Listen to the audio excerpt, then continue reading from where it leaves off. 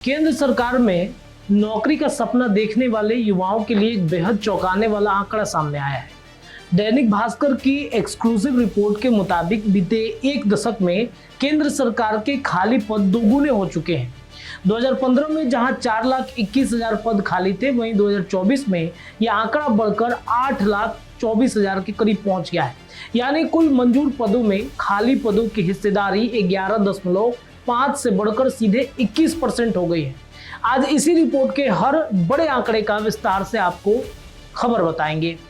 व्यय विभाग की रिपोर्ट के मुताबिक केंद्र के 80 मंत्रालयों के विभाग में कुल 39,23,212 पद मंजूर हैं, जिनमें से 30,99,656 पद भरे हैं और 8,23,556 पद खाली पड़े हैं। तुलना के लिए 2015 में मंजूर 36,49,468 पदों में से 32,28,921 पड़े थे और सिर्फ 4,20,547 पद खाली थे। दिलचस्प बात यह है कि इस दौरान मंजूर पदों की कुल संख्या में 2.74 लाख का इजाफा हुआ, लेकिन भरे हुए पदों की संख्या में बढ़ोतरी की रफ्तार उतनी तेजी से नहीं हो पाई जितनी खाली पदों की, यानी भर्तियां जितनी रफ्तार से होनी चाहिए थे उतनी नहीं हो पाई और नतीजा ये हुआ कि खाली पदों पर आंकड़ा हर साल बढ़ता गया। सबसे हैरान करने वाला आंकड़ा रेलवे और स्वास्थ्य मंत्रालय का है। 2015 में इन दोनों ही विभाग में 0 वैकेंसी दर्ज की गई, यानी कागजों पर सारे पद भरे हुए दिखाए गए थे, लेकिन 2024 आते आते रेलवे में 2,40,125 पद यानी कि 16.2% खाली हो चुके हैं और स्वास्थ्य विभाग में भी 1,05,82 पद यानी 5.8 पद खाली रह गए हैं। रक्षा मंत्रालय की सिविलियन कर्मचारियों की स्थिति तो इस पूरी लिस्ट में सबसे खराब है। यहाँ सबसे ज्यादा 2,41,643 पद खाली हैं और खाली पदों की दर 2015 के 31.9% से बढ़कर 2024 में 43.4 हो चुकी है। गृह मंत्रालय में भी हालात बिगड़े हैं। यहाँ रिक्तियां 58,774 से बढ़कर 1,10,885 हो गई, यानी दर 5.8 है। भले ही इस मंत्रालय में मंजूर पदों की संख्या करीब 1.2 लाख बढ़ी हो, डाक विभाग का आंकड़ा तो और भी चौंकाता है। यहाँ रिक्तियां करीब 8 गुना बढ़ी हैं। 2015 में सिर्फ 7,561 पद खाली थे, जो 2024 में बढ़कर 61,546 हो गए, यानी रिक्तियां दर 3.8 से उछलकर 24.3 पर पहुंच गई।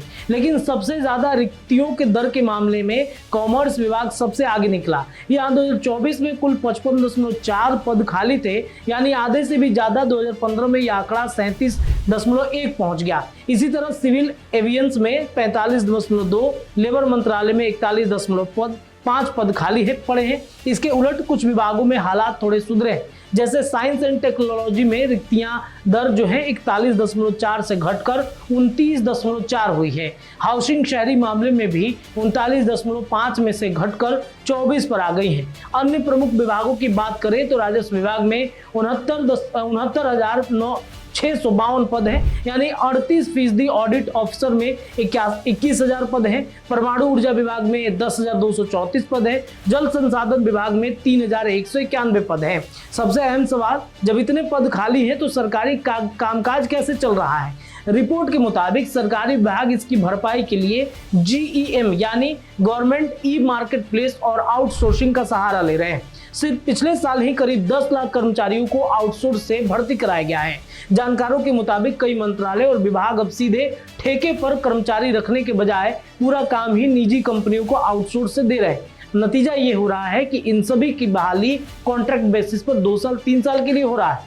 All India power engineers federation के अध्यक्ष शैलेंद्र दुबे इस पर चिंता जताते हुए उन्होंने कहा कि ठेके पर कर्मचारी रखने से सीधा असर जवाबदेही पे पड़ता है। उनके मुताबिक कर्मचारियों की अनुभवहीनता की वजह से विभागों की कार्यकुशलता पर भी बुरा असर पड़ता है। हैरानी की बात यह है कि ठेके पर काम करने वाले कर्मचारी का पूरा आंकड़ा केंद्रीय स्तर पर कहीं एकत्र नहीं किया जा सकता। संसद में भी जब इस बारे में पूछा जाता है तो कार्मिक मंत्रालय बस इतना ही जवाब देता है कि मंत्रालय और विभाग अपनी जरूरत के हिसाब से ठेके पर नियुक्तियां करते हैं और सिर्फ मंत्रालय विभाग तक सीमित नहीं है। सरकारी कंपनी यानी PSU का हाल तो और भी चौंकाने वाला है।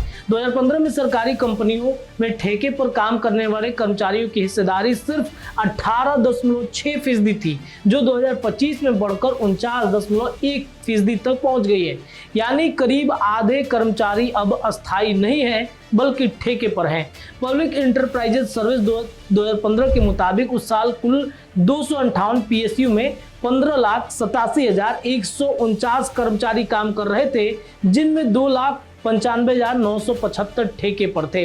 वहीं 2025 में 475 पीएसयू में कुल 15,42,339 कर्मचारी थे, जिनमें सिर्फ 7,83,728 रेगुलर यानी अस्थायी, जबकि 7,58,600 से 11 कर्मचारी ठेके पर काम कर रहे हैं। यानी कि पिछले एक दशक में पीएसयू की संख्या तो 298 से बढ़कर 475 हो गई, लेकिन नौकरियों की सुरक्षा उतनी कमजोर होती चली गई।